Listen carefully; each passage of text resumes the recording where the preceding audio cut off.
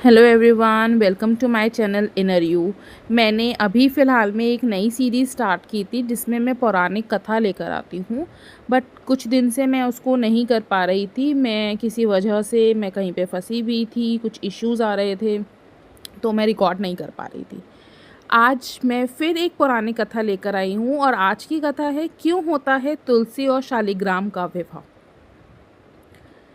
धार्मिक मान्यता के अनुसार देव उठनी एकादशी के दिन भगवान विष्णु नींद से जागते हैं। इसी दिन से शुभ कार्यों की शुरुआत भी होती है। देव उठनी एकादशी से जुड़ी कई परंपराएं हैं। ऐसी ही एक परंपरा है तुलसी शालिग्राम विवाह की। शालिग्राम को भगवान विष्णु का ही एक स्वरूप माना जाता है। तुलसी शालिग्राम विवाह क्यों होता है, इसकी शिव पुराण में एक कथा है जो इस प्रकार है। शिव महापुराण के अनुसार पुरातन समय में दैत्यों का राजा दंभ था।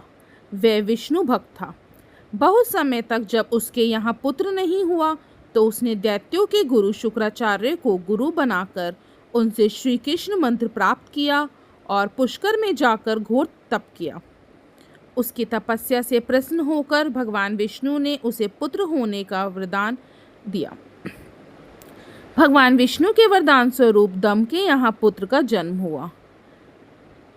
वास्तव में वह श्री कृष्ण के पार्षदों का अग्रणी सुदामा नामक गोप था, जिसे राधा जी ने असुर योनि में जन्म लेने का श्राप दे दिया था। इसका नाम शंखचूड रखा गया। जब शंखचूड बड़ा हुआ तो उसने पुष्कर में जाकर ब्रह्मा जी को प्रसन्न करने के लिए घोर तपस्या की। शंखचूड की तपस्या से प्रसन्न होकर ब्रह्मा जी प्रकट हुए और वर मांगने के लिए कहा। तब शंखचूड ने वरदान मांगा कि मैं देवताओं के लिए अजय हो जाऊं। ब्रह्मा जी ने उसे वरदान दे दिया और कहा कि तुम बंद्रीवन जाओ, वहां धर्मध्वज की पुत्री तुलसी तपस्या कर रही है, तुम उसके साथ विवाह कर लो। ब्रह्मा जी के कहने पर शंखचूड बद्रीवन गया। वहां तपस्या कर रही तुलसी को देखकर वह भी आकर्षित हो गया। तब भगवान ब्रह्मा वहां आए और उन्होंने शंखचूड को गांधर्व विधि से तुलसी से विवाह करने के लिए कहा। शंखचूड ने ऐसा ही किया। इस प्रकार शंखचूड व तुलसी सुखपूर्वक विहार करने लगे। शंखचूड बहुत वीर था। उसे वरदान था कि देवता भी उसे हरा नहीं पाएंगे। उसने अपने बल से देवताओं, असुरों, दानवों, राक्षसों, गंधर्वों, नागों, किन्नरों, मनुष्य तथा त्रिलोकी के सभी प्राणियों पर विजय प्राप्त कर ली। उसके राज्य में सभी सुखी थे। वह सदैव भगवान श्री कृष्ण की भक्ति में लीन रहता था। स्वर्ग के हाथ से निकल जाने पर देवता ब्रह्मा जी के पास गए और ब्रह्मा जी उन्हें लेकर भगवान विष्णु के पास गए। देवताओं की बात सुनकर भगवान विष्णु ने बोला कि शंखचूड की मृत्यु भगवान शिव के त्रिशूल से निर्धारित है। यह जानकर सभी देवता भगवान शिव के पास आए। देवताओं की बात सुनकर भगवान शिव ने चित्ररथ नामक गण को अपना दूत बनाकर शंखचूड के पास भेजा। चित्ररथ ने शंखचूड को समझाया कि वह देवताओं को उनका राज्य लौटा दे, लेकिन शंखचूड ने कहा कि महादेव के साथ युद्ध किए बिना मैं देवताओं को राज्य नहीं लौटाऊंगा। भगवान शिव को जब यह बात पता चली तो वह युद्ध के लिए अपनी सेना लेकर निकल पड़े। शंखचूड भी युद्ध के लिए तैयार होकर रणभूमि में आ गया। देखते ही देखते देवता व दानवों में घमासान युद्ध होने लगा। वरदान के कारण शंखचूड को देवता हरा नहीं पा रहे थे। शंखचूड और देवताओं का युद्ध सैकड़ों सालों तक चलता रहा।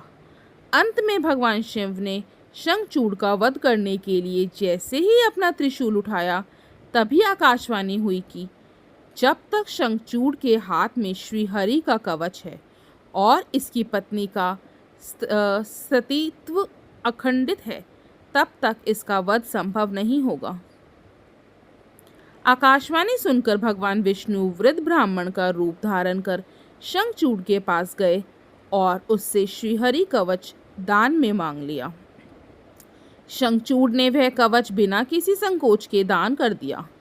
इसके बाद भगवान विष्णु शंखचूड का रूप बनाकर तुलसी के पास गए। वहां जाकर शंखचूड रूपी भगवान विष्णु ने तुलसी के महल के द्वार पर जाकर अपनी विजयी होने की सूचना दी। यह सुनकर तुलसी बहुत प्रसन्न हुई और पति रूप में आए भगवान का पूजन किया व रमण किया। तुलसी का स्थिति भंग होते ही भगवान शिव ने युद्ध में अपने त्रिशूल से शंखचूड़ का वध कर दिया। कुछ समय बाद तुलसी को ज्ञात हुआ कि यह मेरे स्वामी नहीं है। तब भगवान अपने मूल स्वरूप में आ गए। अपने साथ छल हुआ जानकर शंखचूड़ की पत्नी रोने लगी। उसने कहा, आज आपने छल पूर्वक मेरा धर्म नष्ट किया है और मेरे स्वामी को मार डाला। आप अवश्य ही पाषाण हृदय हैं, अतः आप मेरे श्राप से अब पाषाण यानी पत्थर होकर पृथ्वी पर रहेंगे। तब भगवान विष्णु ने कहा, देवी, तुम मेरे लिए भारतवर्ष में रहकर बहुत दिनों तक तपस्या कर चुकी हो। अब तुम इस शरीर को त्याग करके दिव्य देह धारण कर मेरे साथ आनंद से रहो। तुम्हारा यह शरीर नदी रूप में बदलकर गंडकी नामक नदी के रूप में प्रसिद्ध होगा। तुम पुष्पों में श्रेष्ठ तुलसी का वृक्ष बन जाओगी और सदा मेरे साथ रहोगी। तुम्हारे श्राप को सत्य करने के लिए मैं पाषाण यानी शालिग्राम बनकर रहूँगा। गंडकी नदी के तट पर मेरा वास होगा। नदी में रहने वाले करोड़ों कीड़े अपने तीखे दांतों से काट काट कर उस पाषाण में मेरे चक्र का चिन्ह बनाएंगे। धर्मालोचन तुलसी के पौधे वे शालिग्राम शिला का विवाह कर पुण्य अर्जन करेंगे। नेपाल स्थित गंडकी नदी केवल इस नदी में ही मिलते हैं शालिग्राम। परंपरा अनुसार देव प्रबोधिनी एकादशी के दिन भगवान शालिग्राम व तुलसी का विवाह संपन्न कर मांगलिक कार्यों का प्रारंभ होता है। मान्यता है कि तुलसी शालिग्राम विवाह करवाने से मनुष्य को अतुल्य पुण्य की प्राप्ति होती है। आशा करती हूँ आपको यह कथा अच्छी लगी होगी और जिनको नहीं पता होगी कि इसके पीछे जो हम लोग देवउठनी के आस पर जब हम लोग ये करते हैं तुलसी विवाह, उसका क्या कारण था, तो उन लोगों को भी इसको पढ़कर पता चला होगा। आप इसको और उन लोगों तक शेयर कीजिए आप जिनको ये कथा बताना चाहते हैं और इस पौराणिक कथा की सीरीज़ को इसी तरीके से अपना प्यार देते रहिए। Thank you.